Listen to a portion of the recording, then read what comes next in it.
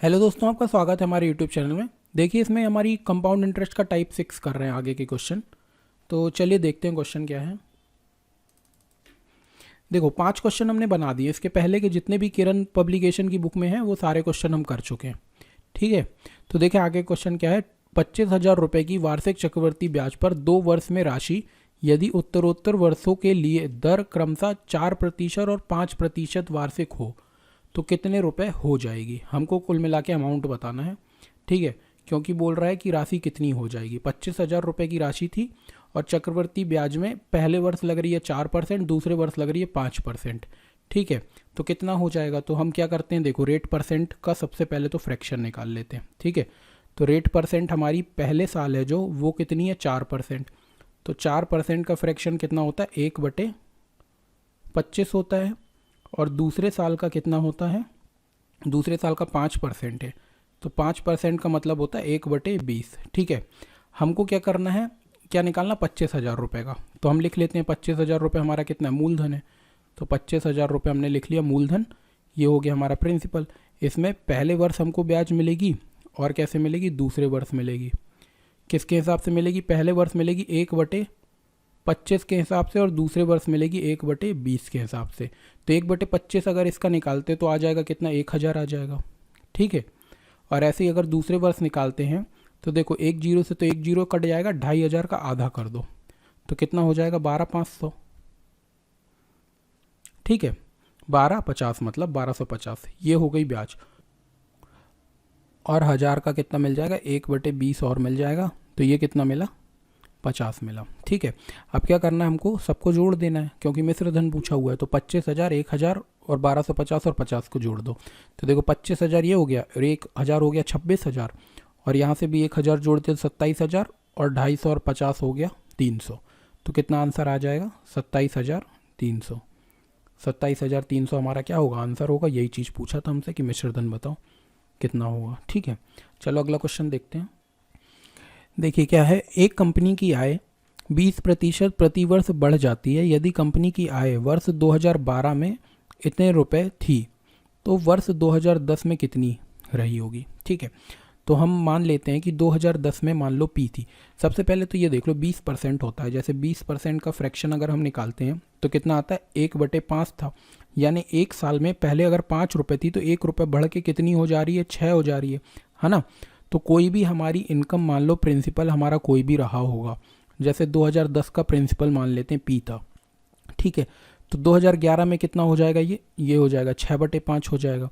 ऐसे करके 2012 में कितना हो जाएगा, ये उसका भी 6/5 हो जाएगा, ये पूरे का 6/5 हो जाएगा।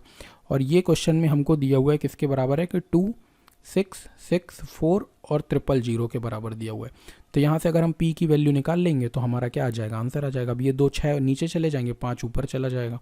तो p की वैल्यू कितनी आ जाएगी, 2,664 000 डिवाइड बाय 6 × 6 और ऊपर क्या आ जाएगा 5 × 5। तो बस काट दो 6 से इसको काटेंगे, 6 4 ज़ा 24। ठीक है, यहाँ पर आया, फिर 6 4 ज़ा 24, फिर 6 4 ज़ा 24 और बगल में कितने जीरो, 3 जीरो। ठीक है, फिर 6 से काटा तो 6 7 ज़ा होता 42, फिर 6 4 ज़ा 24 और 3 जीरो। तो यहाँ पर आ गया ऊपर 74,000, मतलब कि 74,000 74,000 इंटू किससे करना है, 25 से, है ना। 5 × 5 25 हो गया।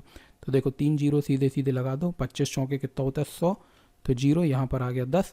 ठीक है, अब 25 सत्ते कितना होता है 175, तो हो जाएगा कितना 175 और 10 कितना हो जाएगा 185, तो 185। ये आंसर आ जाएगा इसका 185 और 4 जीरो। 185 और 4 जीरो कौन से ऑप्शन में है, सेकंड ऑप्शन में, ये करेक्ट होगा। ठीक है, चलो नेक्स्ट क्वेश्चन करते हैं। देखिए इसमें क्या है, मासिक चक्रवृद्धि आधार पर किसी निश्चित राशि पर 12% की वार्षिक ब्याज दर प्राप्त होती है। राशि में 64 के गुणक की वृद्धि के लिए आवश्यक वाय वर्षों की संख्या ज्ञात करने के लिए निम्नलिखित समीकरणों में से किसके द्वारा वाय को हल किया जा सकता है। ठीक है, तो देखो इसमें से ये हमारे समीकरण दिए हुए हैं, हमको ये बताना है। तो इसमें सबसे पहले तो ये समझ जाओ कि इसमें निकालना क्या है, मासिक चक्रवृद्धि के आधार पर निकालना है। और हमको जो परसेंट दी हुई है, ब्याज की दर दी हुई है 12% प्रति वर्ष दी हुई है ना। तो पूरे साल भर के लिए कितनी ब्याज लग रही है, 12% की ब्याज लग रही है। तो अगर पूरे 12 महीने के लिए कितनी ब्याज लग रही है, 12% की लग रही है। तो अगर हम मासिक निकालें यानी एक महीने की निकालें तो एक महीने की कितनी लग जाएगी, 1% लग जाएगी। तो ब्याज दर तो हमारे पास आ गई कितनी, 1%।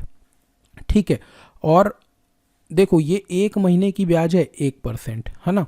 तो पूरे वाय वर्षों के लिए निकालना है तो वाय वर्ष में दिया हुआ है ना। तो अगर हम समय निकालेंगे तो समय हम ये बोल सकते हैं कि वाय मतलब मतलब पूरे साल भर में तो 12 महीने होते हैं और एक महीने की कितनी है, एक महीने की 1% है। तो पूरा वर्ष कितना आ जाएगा, यहाँ पर हम बोल सकते हैं कि 12 आ जाएगा समय। और देखिए इसमें और क्या बोल रहा है कि राशि में 64 के गुणक की वृद्धि हो जाए। यानी अगर हम बोलें कि हमारा मूलधन कितना था, पी था, पी अगर मूलधन था तो जो अमाउंट होगा वो कितना हो जाएगा, 64 गुना बढ़ जाएगा, यानी 64 पी हो जाएगा।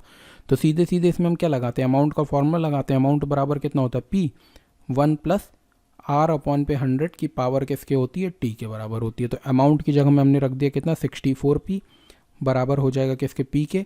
1 प्लस आर की जगह में आएगा कितना, 1%, 1 अपॉन पे 100, और टी की जगह में कितना आ जाएगा, 12 वाई आ जाएगा। बस यहाँ से पी काट देते हैं।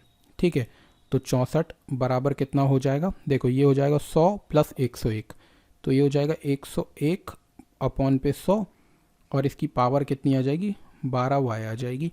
और इसको भी अगर हम उसमें लिख देते हैं, पॉइंट में लिख देंगे, तो देखो 2 जीरो है तो यहाँ पर कितना आ जाएगा, 1.01 की पावर आ जाएगी कितनी, 12 वाई। ठीक है, ये देख लो हमारा किस में है, 1.01। तो पहले वाले ऑप्शन में ये हमारा समीकरण सही हो जाएगा, पहला वाला सही होगा। ठीक है, चलिए नेक्स्ट क्वेश्चन देखते हैं। किसी व्यक्ति ने किसी निजी संगठन में 5% वार्षिक साधारण ब्याज की दर पर कोई राशि उधार ली। तत्पश्चात उसने वह राशि किसी अन्य व्यक्ति को 10% वार्षिक चक्रवृद्धि ब्याज पर दे दी और इस पर उसे 4 वर्ष में 26,410 रुपये का लाभ हुआ। उस व्यक्ति ने कितनी राशि उधार ली थी। ठीक है, तो इसमें अपन देख लेते हैं कि पहले तो उसने ली है साधारण ब्याज की दर से उधार लिए पैसे किसी से। ठीक है, और किसी दूसरे व्यक्ति को 10% अधिक की चक्रवृद्धि ब्याज पर पैसे किसी और को दे दिए, है ना। तो यहाँ से देखो 4 वर्ष में अगर हम ये देखें कि 1% में उसको 5% देना पड़ रहा है, जो भी पैसे लिए इसने अगर पी रुपये लिए होंगे उधार, यहाँ पर लिखते हैं देखो कि पी रुपये उधार लिए होंगे, तो इसने पी का 1 वर्ष के बाद कितना रुपए दिया होगा, 5% की ब्याज दी होगी। ऐसे करके दूसरे वर्ष भी 5% की ब्याज दी होगी, है ना, 5% की ब्याज दी होगी। तीसरे वर्ष भी 5% दी होगी, चौथे वर्ष भी। यानी इसको जो पैसे देने पड़ेंगे, जितना भी इसने उधार लिया होगा उसका कितना पैसा देना पड़ेगा, 20% देना पड़ेगा। ठीक है, लेकिन इसको मिल कैसा रहा है, इसको चक्रवर्ती आधार पर चक्रवर्ती ब्याज के हिसाब से पैसा मिल रहा है, और वो भी कितने, 10% के हिसाब से। तो 10% के हिसाब से अगर हम निकालें पैसा कि 4 वर्ष में उसको कितना पैसा मिलेगा, तो 10% हम कैसे निकालते थे, 10% का फ्रैक्शन निकाल लेते थे 1/10, और अगर हमको प्रिंसिपल नहीं हो पता होता तो नीचे वाले नंबर का क्या करते थे, स्क्वायर। और इसमें क्या करेंगे, 4 वर्ष, अगर 2 वर्ष के लिए करते थे तो स्क्वायर करते थे। यहाँ पर 4 वर्ष दिया हुआ है तो हमको कितनी पावर लेनी पड़ेगी, 4 पावर लेनी पड़ेगी। ठीक है, और इससे हम 4 वर्ष का क्या निकालते, ब्याज निकालते। तो यहाँ पर किसके हिसाब से ब्याज मिलेगा, 1/10 के हिसाब से। तो यहाँ पर कितना आएगा, 1000, यहाँ पर भी 1000। ठीक है, यहाँ पर भी 1000, यहाँ पर भी कितना मिलेगा, 1000। ठीक है, फिर यहाँ पर इसका निकालते, ब्याज का ब्याज निकलता, तो यहाँ पर कितना निकलता, 100। ठीक है, जब 3 वर्ष का निकालते तो 300 हो जाते थे। ठीक है, और इस 100 का भी कितना निकल आता, 1/10, तो कितना आ जाता, 10 आ जाता। अब जब चौथे वर्ष का निकालते, देखो 3 वर्ष की तो हमने बहुत प्रैक्टिस कर चुके हैं, चौथे वर्ष के थोड़े कम है, तो चलो मैं बताते चलता हूँ। तो जैसे 1000 का ये है, 1000 का 1/10 निकालेंगे तो कितना आ जाएगा, 100 आ जाएगा। फिर 100 इसके लिए आएगा, फिर 100 इसके लिए आएगा। ठीक है, फिर देखो 1/10 इसके लिए, 1/10 इसके लिए, 1/10 इसके लिए, यानी 3 10 आएंगे, 1/10, 2/10, 3/10।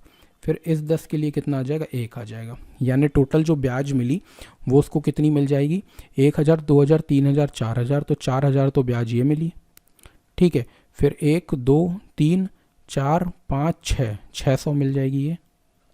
ठीक है, फिर 10 कितने मिले, 1 10, 2 10, 3 10, 4 10, तो 4 10 का मतलब कितने हो गए, 40, और फिर 1 तो टोटल ब्याज मिली है कितनी 1464। अगर इस नंबर का परसेंटेज में हम बोलें, क्योंकि हमको तो ये परसेंटेज में दी हुई है चीज़ें, तो हम परसेंटेज में निकाल लेते हैं। तो इसका हम 10,000 से अगर परसेंटेज निकालेंगे तो कैसे निकाल सकते हैं कि 4641 डिवाइड बाय, हमको क्योंकि 10,000 से निकालना है तो 10,000 नीचे किए, 100 का गुणा ऊपर कर दिए, तो 2 जीरो से तो 2 जीरो चला गया। तो देखो यहाँ से अपन ने काटा इसको तो कितना मिल गया 46.41% मिल गया। ठीक है, और यहाँ से उसको 20% देना पड़ेगा, तो उसको लाभ कितने का हो गया 46.41 से 20 माइनस कर देंगे, उतने परसेंट का इसको लाभ हो जाएगा। तो करेंगे 46.41 माइनस 20% कर दिया। ठीक है, और ये हमारा लाभ आ गया। ये क्वेश्चन में हमको किसके बराबर दिया हुआ 26,410 के बराबर दिया हुआ है। ये क्वेश्चन में दिया हुआ हमको 26,410 के बराबर। तो इससे अगर अपन इसको माइनस करेंगे तो कितना आ जाएगा 26.41% की वैल्यू किसके बराबर दी हुई है 26410 के बराबर दी हुई है। ठीक है, तो यह देखो यहाँ से अगर अपन सीधे सीधे ये पॉइंट हटाएं तो नीचे कितना आ जाएगा 100 आ जाएगा। ठीक है, तो ये 2641 से 2641 एक बार में चला गया, तो एक और ये 10 बचा है ना। तो यहाँ से अगर 1% की अपन ने वैल्यू निकाली तो कितनी आ जाएगी 10 और ये 100 का गुणा, तो कितनी आ गई 1000 आ गई है ना। और हमको अगर 100% की वैल्यू चाहिए तो बस 2 जीरो और लगा दो, तो 1000 में हमने 2 जीरो और लगा दिए। ठीक है, तो ये क्या हो जाएगा, इसका आंसर आ जाएगा 1 0 2 3 4 5 जीरो आ जाएंगे, 5 जीरो यानी 1 लाख रुपए। ये हमारा आंसर होगा फोर्थ वाला। इसको और भी तरीक़ों से कर सकते हैं है ना। और तरीक़ों से कैसे कर सकते हैं कि वो एक्स वाई वाला जो फॉर्मूला बताया था x plus x y by 100 है ना, इसको भी लगाना पड़ेगा। कितनी बार 2 बार लगाना पड़ेगा है ना। तो उससे भी ये 4 वर्ष की ब्याज निकल सकती है, डायरेक्ट परसेंटेज में निकलेगी। ठीक है, बहुत सारे तरीके हैं इसको करने के। ठीक है, चलिए इसका आंसर आ गया हमारा। नेक्स्ट क्वेश्चन देखते हैं। कोई धनराशि निवेश के लिए 20% चक्रवृद्धि ब्याज पर दी जाती है। ब्याज की गणना वार्षिक की जाती है। यदि ब्याज की गणना छमाही रूप से की जाए तो 2 वर्ष में 723 रुपये अधिक मिलते हैं है ना। बताइए वह धनराशि क्या थी।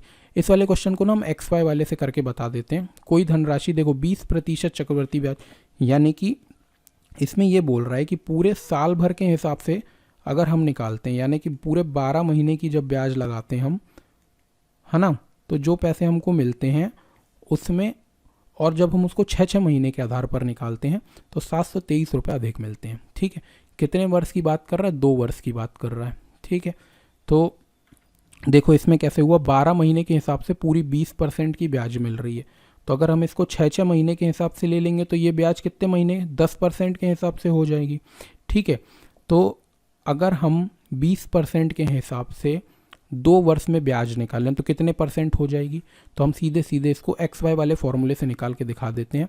तो x plus x y divide by 100 होती है। ठीक है, तो 20% के हिसाब से 2 वर्ष की ब्याज इससे निकाल सकते हैं। तो यहाँ पर आ जाएगा कितना 20% प्लस 20% प्लस 20 गुणा 20 बटे में आ जाएगा कितना 100। तो ये 2 जीरो से तो 2 जीरो चला गया, 20 और 20 कितना हो जाएगा 40 प्लस 4, तो कितने परसेंट मिल जाएगी 44% की ब्याज मिल जाएगी।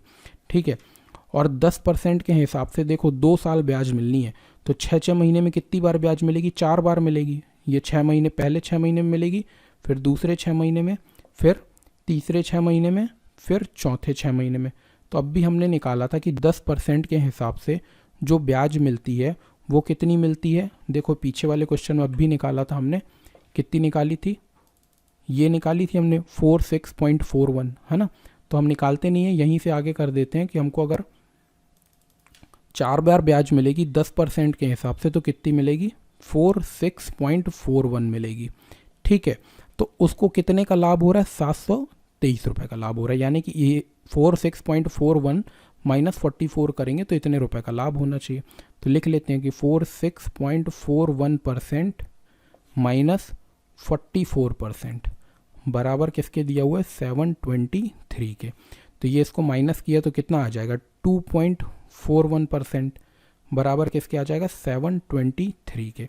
तो यहाँ से अगर हमने निकाला ये इसका पॉइंट अगर अलग किया तो बटे में आ जाएगा कितना 100 आ जाएगा, 100 को उससे गुणा कर देते तो 241% की वैल्यू कितनी हो गई 00, 100 का मल्टीप्लाई कर दिया। अब देखो हम सीधे सीधे ये देख सकते हैं कि अगर हमने 241 में किसका गुणा किया, 3 का गुणा किया, 241 में अगर 3 का गुणा किया तो 3 1 ज़ा 3, 4 3 ज़ा 12 का 2 1, 6 और 1 7, देखो 723 सीधे सीधे आ रहा है। तो इसको हम बोल सकते हैं कितनी बार में ये पूरा कट जाएगा, 3 बार में। तो 3 बार में ये कट गया, बगल में 2 जीरो, तो 1% की वैल्यू जो आ गई वो कितनी आ गई, 300 आ गई। तो 100% की वैल्यू निकाल दो, तो 100% की वैल्यू क्या आएगा, 30,000 आ जाएगी।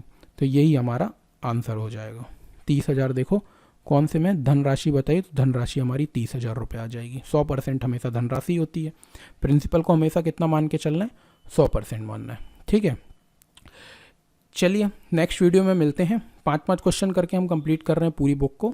अभी तक आपने हमारे चैनल को सब्सक्राइब नहीं किया है तो सब्सक्राइब कर लें। ठीक है, चलिए मिलते हैं नेक्स्ट वीडियो में। Thank you.